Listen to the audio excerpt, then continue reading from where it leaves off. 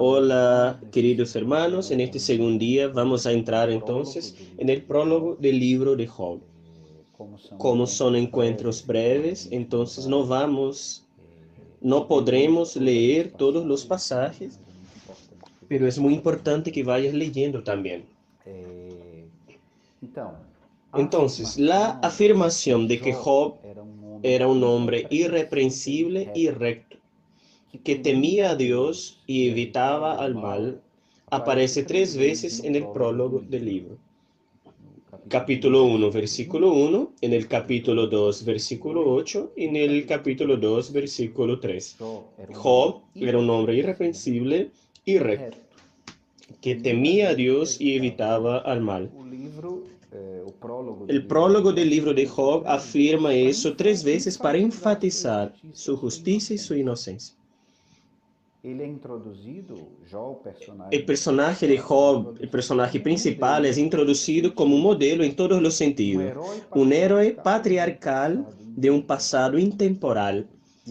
Y para el lector es presentado una situación perfecta e ideal. De hecho, para cuestionar la doctrina teológica de la cual hablamos en la introducción, que era de la justicia retributiva, o sea, si tú eres un hombre bueno y recto, todo va a resultar bien en tu vida. Para cuestionar esta lógica que reinaba en la época y cuestionar eso en un nivel profundo, era necesario que el sufrimiento hubiese sido experimentado por un hombre irreprensible. Y la provocación de Satanás sobre la inocencia de Job, cuando él se presenta delante de Dios, desafía a todos los hombres. Si todo resulta en su vida, todo el mundo es bueno cuando todo resulta en su vida. Toca aquello que es más caro para él y tú vas a ver si él va a mantener toda su irreprensibilidad. Esa fue la provocación de Satanás delante de Dios. Él duda que se pueda servir al Señor con pura intención, sin interés propio. Y Job representará la humanidad delante de Dios, delante de Satanás y delante de los lectores del libro. Los lectores son aquellos que saben lo que está pasando. Dios permite este juzgamiento. Él confía en aquellos que lo sirven. Y esta es la oportunidad de Job para mostrarse digno de esta confianza. Oportunidad no solamente de Job, pero de toda la humanidad también, de demostrar que es posible servir a Dios con pura intención. Primero, en el libro, Dios permite que Satanás ponga su mano sobre lo que Job tiene, sobre sus posesiones, las cosas materiales.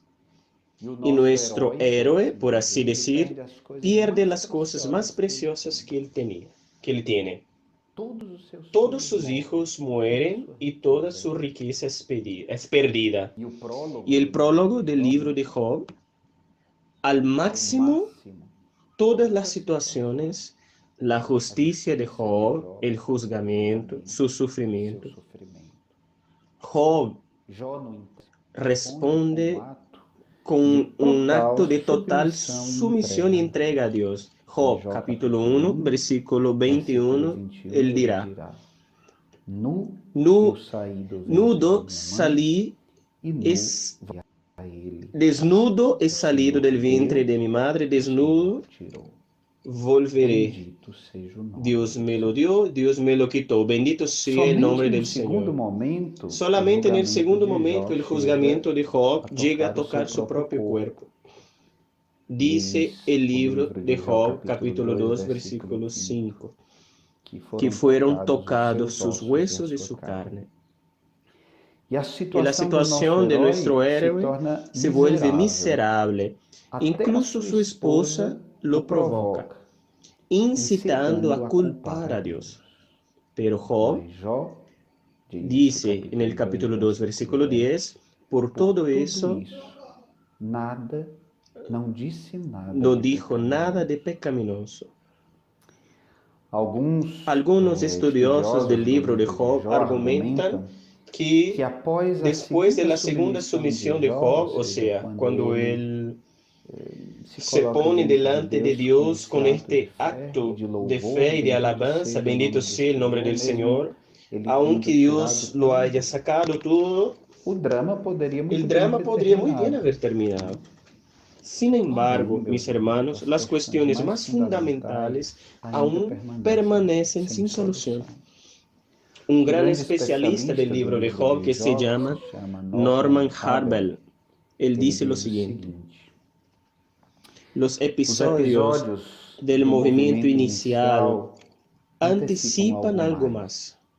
Ellos anticipan algún tipo de confronto, algún tipo de reclamación, algún tipo de conflicto entre Job y su Dios. Este conflicto es esperado y preanunciado. Lo más importante de todo, el conflicto básico entre decisiones ocultas en el cielo y acontecimientos que nos parecen arbitrarios en la tierra, siguen sin resolución. El público que lee el libro de cierta manera conoce la trama, es de cierta manera omnisciente. Nosotros que estamos leyendo el libro conocemos la razón aparente de la aflicción de Job, pero Job permanece supremamente ignorante. Y si la historia terminara con este primer movimiento de sumisión de nuestro héroe, entre comillas, por así decirlo, ese conflicto no sería siquiera explotado. Y sus irónicas complicaciones serían dejadas como misterios irrelevantes. En ese momento, los amigos de Job llegan para visitarlo. Dice el capítulo 2, versículo 11 del libro: para darle simpatía y confort. Pero cuando los amigos ven a Job, se quedan choqueados y en silencio. Cuando ven la situación miserable que aquel hombre se encontraba, ellos se quedan choqueados y en silencio. Y Norman Harbel, este especialista del libro de Job, dice: el silencio en esta asamblea terrenal es siniestro y es presagio de una tempestad que se acerca. Es muy importante este reconocimiento nuestro también, muchas veces delante de realidades de sufrimientos terribles, delante de los cuales nos encontramos en nuestra propia vida, en la vida de las personas que son preciosas para nosotros. Reconocer que nosotros no tenemos respuesta muchas veces. Nosotros queremos encontrar respuestas rápidas y fáciles. Y es mucho más honesto de nuestra parte ponernos seriamente juntos a las personas que son preciosas y que están sufriendo, porque a veces el sufrimiento es en nuestra propia vida, pero a veces el sufrimiento es en la vida de otra persona que acompañamos, un pariente, un amigo, el esposo, la esposa, el hijo, la hija, un nieto. ¿Cuántas realidades de sufrimiento vemos en nuestra vida? Necesitamos reconocer que muchas veces no tenemos nada a decir y que no tenemos una palabra válida para confortar a aquella persona en aquel momento. Esta honestidad muchas veces toca mucho más que que intentemos buscar respuestas rápidas y fáciles para los desafíos que las personas viven. Es preferible muchas veces caminar con las personas en el misterio, manifestando nuestra presencia, nuestro apoyo, que queramos dar respuestas rápidas y fáciles. Una vez me acuerdo que en un encuentro sobre espiritualidad sacerdotal en las nuevas comunidades, yo estaba participando juntamente con Padre Denis. En la mesa estava um professor, um sacerdote. Ele hizo uma pergunta e nós discutimos sobre aquela pergunta, mas não chegamos a uma resposta. Então, ao final do almoço, eu disse: Padre, e qual é a resposta para aquela pergunta que você hizo? Eu não tenho uma resposta aún. Eu disse: bem, mas por que o Ok, senhor fez, então, pero ¿por qué usted hizo se o senhor aquella não tem pregunta resposta? si no tienes la respuesta? Y él dijo: Ele disse: meu irmão, muitas vezes hermano mío, muchas veces yo tengo que eu preguntas carrego dentro de mim que cargo adentro por mío horas, por horas, às vezes a veces dias, por às días, vezes a veces por às semanas, vezes a veces anos. por años. E eu não posso Y no puedo forzar el momento en que me será dada la respuesta. Ela virá. Ella vendrá. Dia ela virá. Un día Que a ella gente vendrá. lembra, por exemplo, Y aquí nos recordamos, por ejemplo, San Juan Bosco, acho que ele tinha 9 anos quando ele teve um sonho que profético. cuando tenía 9 años, cuando él Mas, ao tuvo un mesmo sueño tempo, profético, misterioso sobre pero a la tantas vez realidades misterioso que ele sobre tantas viveria realidades na que él vida dele. viviría en su vida. E San Juan Bosco foi vivendo, mas ao final neste nesse sonho, Dios ponía en el corazón de él, San Juan Bosco, por medio de Nuestra Señora, en el debido momento tú lo comprenderás. Él vivió muchas alegrías en su vida, pero también muchos dolores. En el final de su vida, celebrando en la Basílica del Sagrado Corazón, en Roma, cerca de la estación Terme, celebrando en el altar de Nuestra Señora Auxiliadora, él pasó la misa entera llorando y Dios daba durante aquella misa la comprensión de muchas realidades misteriosas que él había vivido a lo largo de su vida. Al final de su vida, él comprendió muchas cosas que durante su vida fue un gran misterio.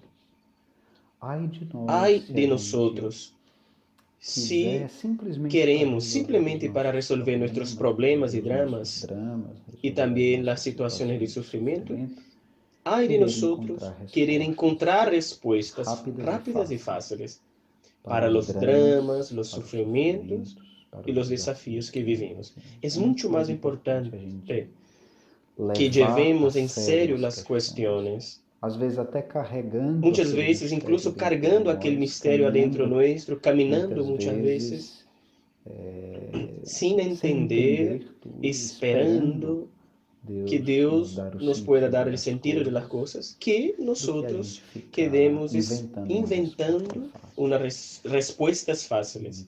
Me tocó mucho cuando leí una vez algo del cardenal Ratzinger, cuando él dice, si no me equivoco, en el libro Introducción al Cristianismo, cuando él dice, no somos nosotros que damos sentido a las cosas en nuestra vida, pero es el sentido que se da a nosotros.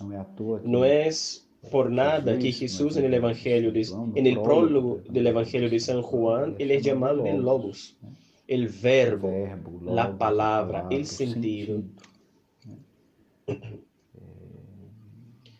El Logos nos fue dado, el sentido nos fue dado. No somos nosotros que damos el sentido. Es el sentido que se da a nosotros. Y necesitamos tener la paciencia de esperar que el sentido se dé a nosotros. No acomodarnos y contentarnos. Estoy repitiendo casi como en un coro. No acomodarnos con respuestas rápidas y fáciles.